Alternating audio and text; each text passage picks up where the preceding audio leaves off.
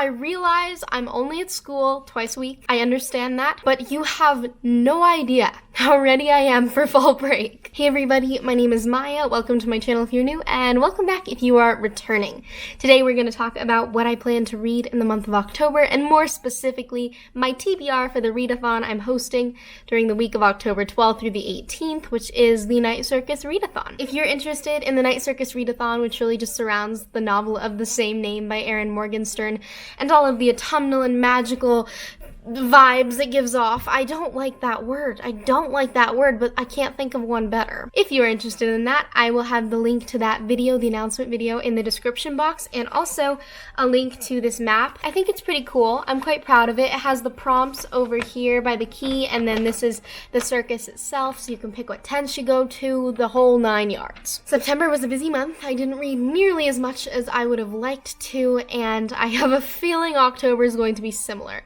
But the catch is that there is fall break, which just so happens to be the same week as the readathon, and that is October 12th through the 18th. The Night Circus Readathon has 11 prompts, and there's absolutely no way I'm going to finish 11 books in a week. That's just preposterous, but I did write down titles for all of the prompts just in case you're looking for a recommendation, and also just to give myself options. With that, let's dive right into it with our first prompt. The first location that you visit when you get to the Night Circus is the ticket booth, and so the prompt I came up for this is to read a book with like a magical entrance or hidden entrance. Think Narnia, the wardrobe. I personally think of Lord of the Rings, the Shire, even though Hobbit doors aren't technically magical doors. They just seem really magical and inviting to me, and they're hidden in hills, so I guess they technically work. That sort of thing. But for this prompt, I will be reading Miss Peregrine's Home for Peculiar Children. I have read this. This will be probably my third reread.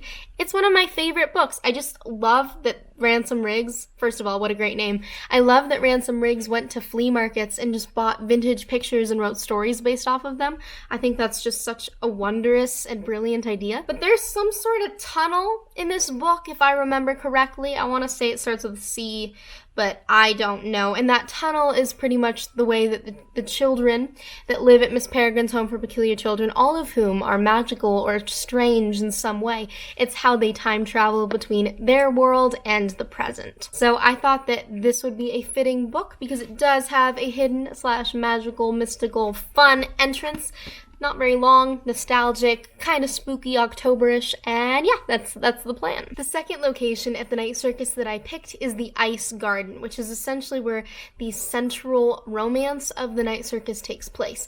Granted, I don't like that romance very much. I thought it was kind of forced, but the Ice Garden itself seemed to be such a beautiful setting for a romance, and because of that, the prompt for this particular tent at the circus is to read a romance. I will be reading If I Was Your Girl. I don't know much about this book, but I do know that the main character in the romance is transgender, and I'm trying to read more LGBTQ plus books, specifically by own voice authors. Amanda Hardy is the new girl in school. Like anyone else, all she wants is to make friends and fit in.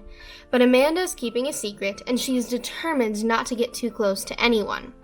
But when she meets sweet, easygoing Grant, Amanda can't help but start to let him into her life. As they spend more time together, she realizes just how much she's losing by guarding her heart. She finds herself yearning to share with Grant everything about herself, including her past. But Amanda's terrified that once she tells him the truth, he won't be able to see past it.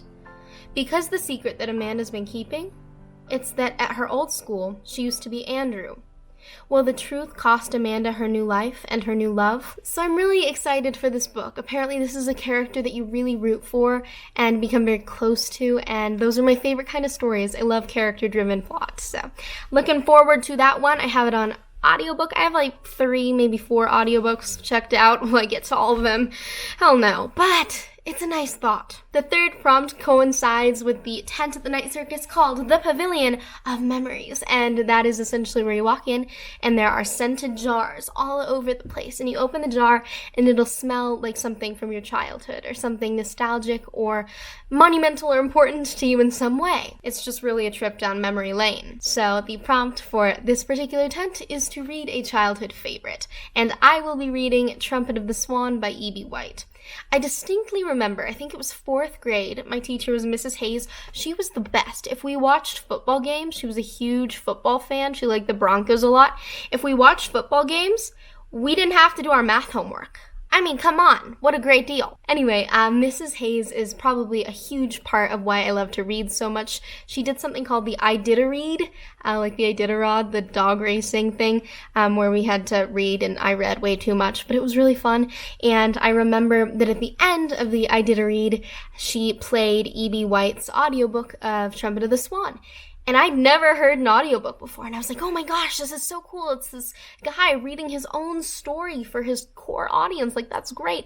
And I just kind of fell in love with the story. I think it's adorable. It's one of the only books I like with animals as the main character, so looking forward to picking that one up again. Our 4th stop at the Night Circus is the Central Cauldron, which is really the heart and soul of the Night Circus. It's what keeps it going and adds magic to all of the mystique. So there's a fire in the cauldron, and because fire is hot, I thought that a fun prompt for this would be to read a book or start a book with a hot drink, whether that be a cup of tea, hot chocolate, apple cider, coffee, anything you want. And I suppose you could do a cold drink too. Iced coffee is never out of style. For this, I will be reading March, Book 1 by John Lewis. So March, I try not to learn too much about the books I'm going to read because I do enjoy the surprise of them, but March is a graphic novel. It's part of a series. It's by John Lewis, who passed away earlier this year, huge leader in the civil rights movement, and this book does chronicle said movement. I'm very excited for this book. I feel like it's a really apt time to be reading it, not only because of all the social unrest going on in the world right now, but also because this guy just passed away and he was a monumental and magnificent figure in the civil rights movement. He was a huge inspiration. I read all the Time magazine articles on him and I was just amazed by how much he did. I also don't read that many graphic novels, and I want to change that because I think that any form of reading is valid, and I'd really like to get more into graphic novels or manga, so recommendations below, please. I do want to read Pumpkinheads by Rainbow Rowell. I got that one already, so anything else, please let me know. The 5th stop at the Night Circus is the Stargazer, which is the only mundane attraction at the Night Circus. It's just a roller coaster, but when you get to the top, you pause for a while, and you just get to gaze up at the stars, and it's just beautiful. And I've been thinking a lot lately about just how incredible it is, and I know it's an obvious thing, but it just occurs to me sometimes how incredible it is that when we all look up at night, we see the same moon and the same stars, and just the same universe and the same galaxy, and how humanity lives so differently across space, but how we're all the same in many ways, and one of those ways is that we share the same space in the world, and we all ought to be afforded that space. So for this, I decided that I would have a prompt that's read a book from another country or culture, because again, we're all under the same stars. We can all find something to relate to, and empathy is awesome. I'm so sorry, I've mentioned this in like 5 videos, do pardon me, but I will be continuing to read Americana by Chimamanda Ngozi Adichie. I have it here. This is like the first book I've bought new in 2020, which is exciting. Look how pristine. I love thrift books, don't get me wrong, but sometimes for thrift books you get like pasta sauce all over your book covers. We'll get to this one later. Anyway, this takes place in both the United States and Nigeria. It follows an old like high school love story and how those people's lives have diverged and they've continued to develop as human beings.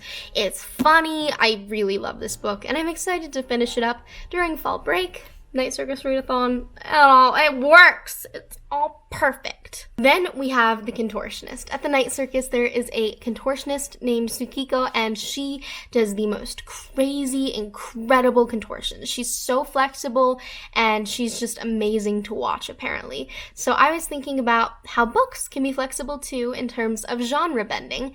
Thus, the prompt for this is to read a genre-bending book. I don't know if he does it in this book in particular, but Neil Gaiman is just incredibly well known for being a genre bender. Think American Gods. I haven't read it, but I've read a lot about it. This is actually the first book I've ever checked out at my high school library, which is so sad, but to be completely honest with you, I just didn't know how you were supposed to check out a book. There wasn't like a clear station. There were no signs, and I was too afraid to ask, so I didn't. But I figured it out with my friend Austin. We did it. We were brave. But anyway, this is the first one I've checked out. That is The Ocean at the End of the Lane by Neil Gaiman. I always love seeing when these were last checked out, and this one was last checked out on September 3rd, 2014. That was also the only time it was checked out. So the kids at my school are missing out. This has great reviews from people like Erin Morgenstern, who wrote The Night Circus, which is the readathon we're doing. It just all works out wonderfully. Neil Gaiman is absolutely one of my favorite authors of all time, and I'm really looking forward to reading this book for the readathon. Next, we have the Fortune Teller's booth. The Fortune Teller's booth is a big part of the Night Circus. It's fun. I really enjoy just the idea of fortune telling. Don't put any stock into it, but I think it's fun, and the character who is the fortune teller in the Night Circus created a cool kind of love triangle. She was the only interesting part of the romance. I'm so sorry, I really didn't like that romance. But anyway, because fortune tellers predict your future, I thought that a good prompt for this would be to read a book that you think will be a 5-star book. And for me, you've already seen it, that is Beartown by Frederick Bachman. I own 2 or 3 Frederick Bachman books, and I have like 5 on hold. No, I don't. He hasn't even written that many. I have a lot on hold, and I've never read any of them, and I just know I will love them. Like, I've heard so much about not only the stories and the characters in themselves, but the writing style. I also love translated books. I believe this is translated from German, and I'm so excited to read this book. I think it will be very sad. I know that it does have to do with rape and sexual misconduct, and so it will be hard to read, but I think that this author can do tough subjects a lot of justice, and I do genuinely think this will be a 5-star book. Then we've got the magical carousel with griffins and phoenixes and dragons, not just lions and tigers and bears, oh my. Because the carousel has animals and animals belong to nature, the prompt for this adventure, this attraction, is to read a book that has something to do with nature. And for me, I'm finally going to get around to reading a classic, which is The Adventures of Huckleberry Finn by Mark Twain. It takes place on the Mississippi. They're on a raft. That's pretty much all I know about it. I haven't read it yet, not because I don't want to or haven't had the time, but because it arrived to my house covered in swastikas. I did buy it used, and sometimes when you buy stuff used, it's not in ideal condition, and some hateful rhetoric can be on it, and it scared me, to be quite honest, and I ended up just painting. I'll cover the girl's name, because people can change. I'll give her the benefit of the doubt, but I just ended up painting the river and like trees over them, because sometimes you have to cover up ugly things with beautiful things, and it's not the book's fault that people suck. Okay, this is a mistake, but just bear with me, okay? The next prompt is the Pool of Tears at the Night Circus, where essentially you pick up a stone and you walk into the room with the Pool of Tears, and it's gorgeous. Light is refracting, there are reflections, everything's shimmering, everything's still and quiet, and you drop your stone into the Pool of Tears, and some of your burdens, some of the weight on your shoulders is released, and I thought that was a really beautiful idea. So for this, I picked the prompt: read a book that you think will make you emotional, or a book that's touched you in some way. Future Maya, forgive me. I have read this, and it destroyed me, and I want to read it again, because despite the fact that this book has received quite a bit of criticism that I do actually think is valid to some extent, including the idea of torture porn, there's a lot in this book that is just, I feel, designed to tear apart the audience. Despite that, I love the friendships in this book. I love them. They're some of the most genuine, honest, realistic friendships I've ever read, and the characters in themselves I became so attached to while reading this for the first time. So I'm going to read it again. I'm going to document my experience reading it. I doubt I'll finish it in a week, so it'll probably be its own vlog. Just prepare for a lot of emotional outbursts and tears, you know? 2 to go. Our second to last stop at the Night Circus is to the Illusionist's tent. The Illusionist is the main character, or one of them, of the Night Circus. Her name is Celia. She's incredibly magical, and her stuff is wonderful. Her attractions are splendid and people are just blown away. So I thought that a good prop for this would be to read a fantasy book. And I am so excited because I thought it was gonna be like a 5 million week hold, because I believe the author of this book just got a mention in the Time 100 magazine. I could be wrong, I could be thinking of another book, but that book is Children of Blood and Bone. I know this is fantasy, I know it incorporates animism and African folklore, and I'm so excited because, to be honest, the fantasy that I have been exposed to has been primarily white, but I think there's so much room in cultures all around the world for fantasy stories to emerge and for them to be so fascinating and wonderful and riveting in their own ways. Another one I really want to read is The Poppy Wars, which I believe has to do with China. Anyway, I'm so excited for this book. I think I'm gonna start early. I might start these early. Is that okay? I think that's okay, because I'm so excited. Like, the cover is so pretty. I would show you. I'll put it here, but my phone's in black and white, so it doesn't look that pretty on black and white. Anyway, I'm really looking forward to reading that soon for this readathon. I'm stoked. Can you tell? Last but not least, this has to be my favorite place at the Night Circus. The concession stands. Night Circus is infamous for its delicious food, ranging from caramel apples to popcorn to dumplings to hot chocolate, and just everything is just 10 times more delicious at the Night Circus. 10 times more autumnal and cozy and lovely in every way. So naturally, the prompt for this is to read an autumnal book. So I went on my computer, I looked up the best autumnal books.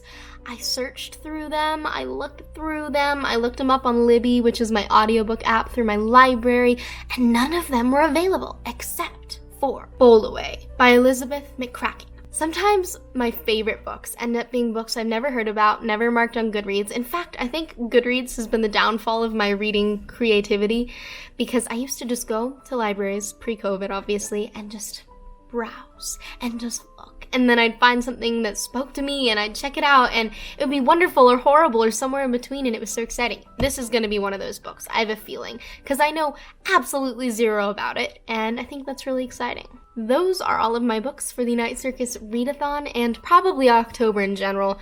Again, not gonna get through 11 books in a week unless I don't sleep, which I want to do because my sleep schedule's bad anyway. I went to bed at 4 a.m. yesterday because I was watching Enola Holmes. It was so fun. I loved it. That is all for today, everyone. Thank you so much for watching this video. I appreciate you sticking around. Bye.